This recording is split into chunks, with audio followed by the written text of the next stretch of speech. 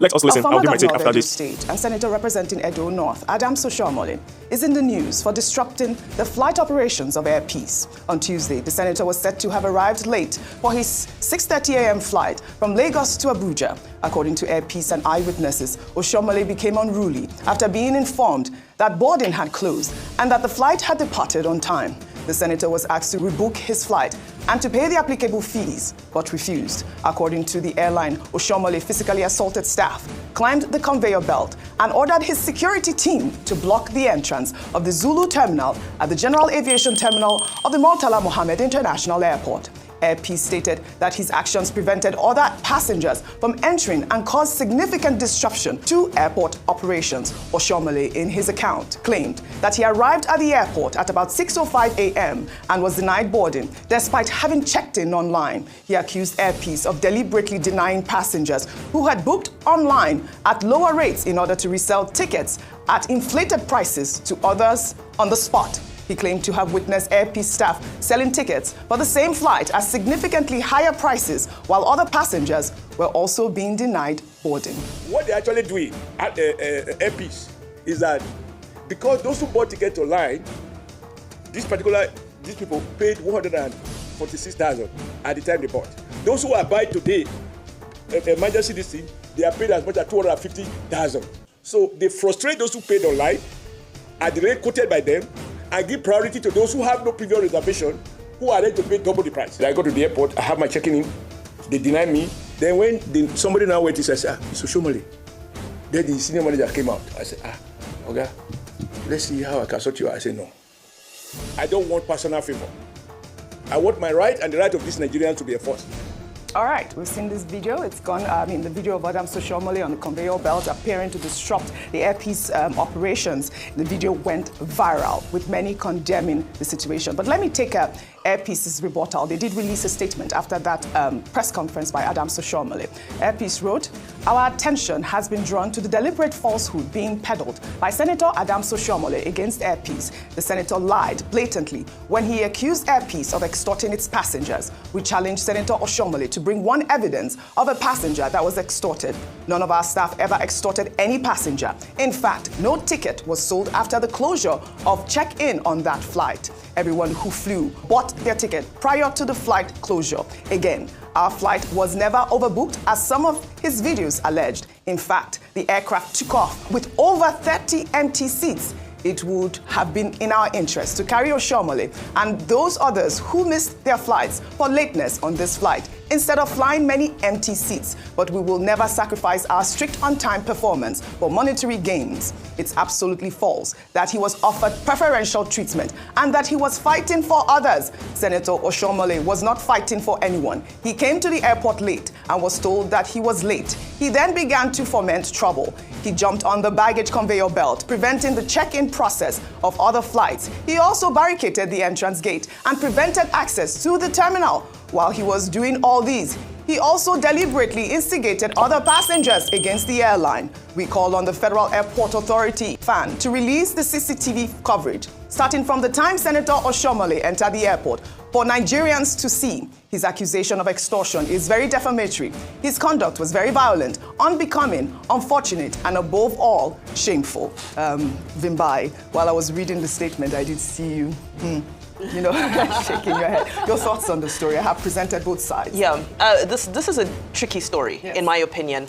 Where do I begin? Okay, let's begin with Senator Oshiomhole. That even if he had been ill-treated, if he felt the situation was unfair, his behavior was rascality. You can't address these types of situations, even when you feel there is injustice. Sometimes they say your response to a mistake can be a mistake as well. So I think that, we've seen the video evidence. He was standing on the conveyor belt, he blocked the entrance to the airport and so forth. And we just can't allow that level of breakdown in law and order, especially not from a lawmaker. So I think that he may have been frustrated, but he expressed his frustration in an unfortunate way. That's number one. Number two, he's saying that on his part, he checked in online, he came, and he had no luggage, so he arrived on time, and so forth and so forth. And Air Peace is saying, well, he didn't check in online, he came late. That's a he said, she said. I hope they can bring out, if he checked in online, he should be able to show us the evidence of him having done so.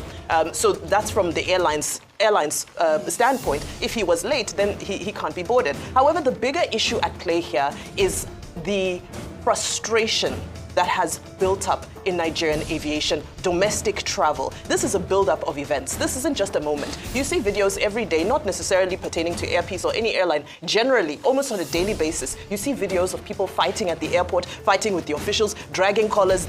It is totally uncalled for.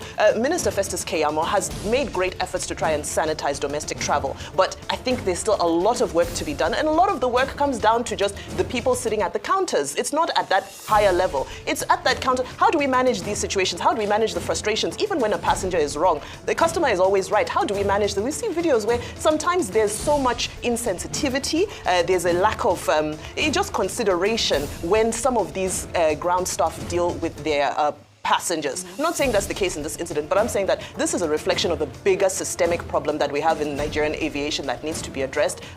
Senator Oshiomhole, even if you feel wronged, I don't think that this is the way to handle situations where we feel that there's injustice that has been done towards us. Yes, and Vimba, a lot of people will agree with you because we did see some of those comments buttressing your points there.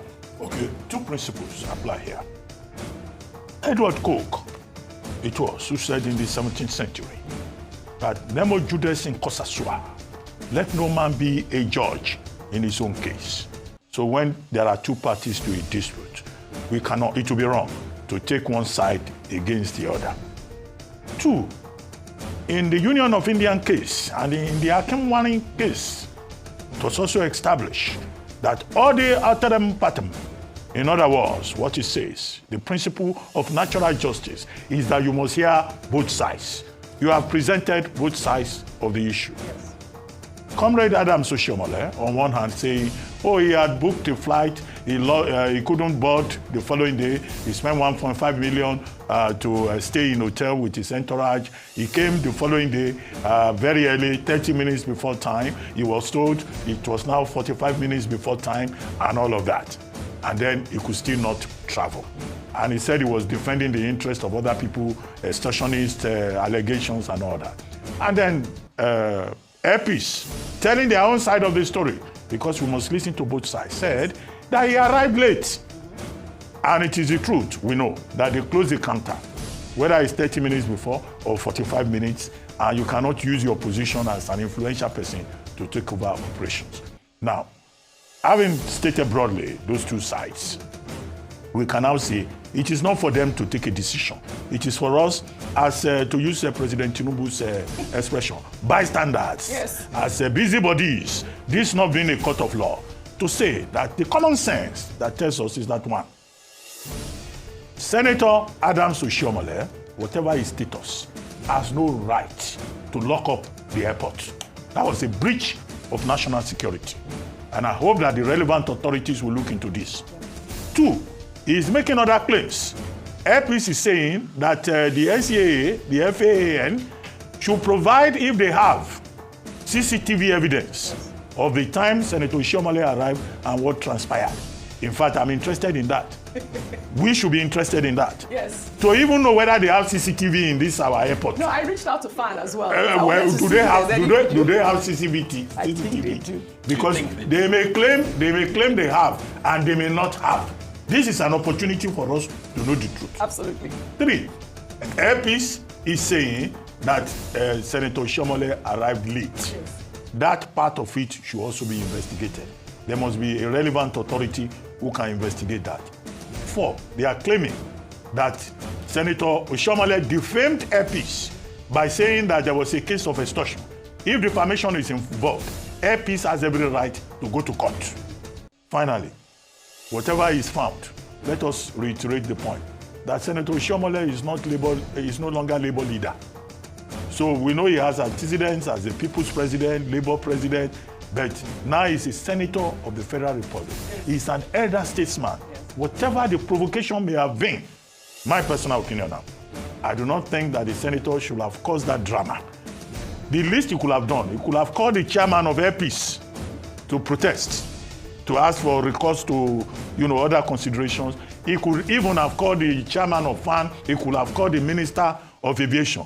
But to now go and lock up the airport to disrupt operations, I think that was carrying a sense of entitlement too far. I don't think we have had the last of this matter. No. I have not declared anybody guilty. I've just stated the principles of natural justice. All right. Adi Atarem Patem, and also Nemo Judes Inkosaswa. Right. If we stay within that boundary, I think further developments will give us clarity. Well said. We'll follow up on the story, as always. We'll take another story now. The governor of Akwa Ibom State, Pastor Umo Eno, has reacted to comments made by actor and politician Kenneth Okonkwo, who during an interview on Arise Newsnight criticized the governor over his recent defection from the People's Democratic Party to the All Progressives Congress, expressing his disappointment at the governor for admitting that he's still politically inclined with the PDP. Okonkwo described him as a political transgender. Let's take a look. Let me tell you something about this defection. The worst from the opposition is moving into the ruling party. The best from the ruling party is coming to the opposition. And I give you an example with the governor of Akwa Ibom State. His commissioner on information and strategy, he said, my political orientation is rooted in principle. And I've long opposed APC's ideology and the conduct, which stands is reaffirmed by majority of Nigerians. This is a summary of it. His own political career rooted in principle, thereby telling the whole world that his governor is unprincipled in this move. And he said the ideology and conduct of APC have been rejected by Nigerians, and this is what it is. Can you imagine a whole governor coming out to say, I can't fight like Wike. Hey, in 2027, I want a smooth sail. I still love PDP. That's transgenderic. He's a man that behaves like a man that has the genital eyes of a woman. Okay. Can you imagine what on earth? You don't want to fight like Wike, you want to be a governor like Wike? Okay. And I can't say whether the man is behaving, he's just a political transgender. Well, all right. Governor Umo Eno, in his rebuttal, threw a sarcastic jab at Kenneth Okonkwo, who shot into limelight with his outstanding performance in the Nollywood film Living in Bondage, saying that people like Kenneth Okonkwo are ironically still living in bondage. Let's take a look. So people that are talking, even those that are not from Akwa Ibom, even those who feel they have done things, they tried everything, they've tried to become actor, they failed, they are still living in bondage, trying to topple their mouth into what does not concern them. Tell them that this is living reality. He should go to his state and fight. He's an attempted politician. He tried in Labour Party, he ran away. He tried acting, he was living in bondage. He's an attempted lawyer. He has never moved one motion before. So such people, don't listen to them. This is within my rights. And he is not from Akwa Ibom State. We don't welcome him in Akwa Ibom State. This is Akwa Ibom State matter. As the person on the driver's seat today, I am the one holding the steering. And I know where go slow, no go day. I know where pothole, no day. Now make me the carry Akwa Ibom, go for express. I know where I go slow, no good day. I mean, this two really cracked me up. Transgenderic. That's the first one from Okonkwo now. Really, legend, really. Go ahead, Rufai. Oji, while this cracks you up, Yes. I get what Okonkwo was trying to say. Yes. Okonkwo was talking about how values have left our political scene. And the governor also retorted by saying, I'm the one in charge, is living in bondage. But you see, the joke has to be said, that the joke here is on Nigerians. It's Nigerians that are living in bondage. Today, 30 years after MK Abiola won a free and fair election, we felt democracy will stay in our country. And we have democracy. The tenets of democracy will be the order of the day. But today, we have a governor that is defending his lack of democratic tenets. A state, PDP voted him, party voted him. He has gone against the party because there's no provision in the Constitution that disciplines those that have gone against the party. I keep telling all these governors that defect. I know there's no provision in the Constitution, but what about your moral values? And the truth has to be said. If you had to run for your seat again after you defected, would it so be easy for you to defect? Right. So while they have this break part, it is Nigerians that are living in bondage. Nigerians are living in bondage of a bad economy. There's a lot of pain and all of that. The governor is a pastor, and I like him. Pastor, he gives it back to people, water, and everything. And you should ask himself about values. What does Christian values say? Right. When you are with somebody and you say, okay, I am here because of this particular, person voted me in this political party, but I want to now take that mandate the political party gave me and take it to another. Right.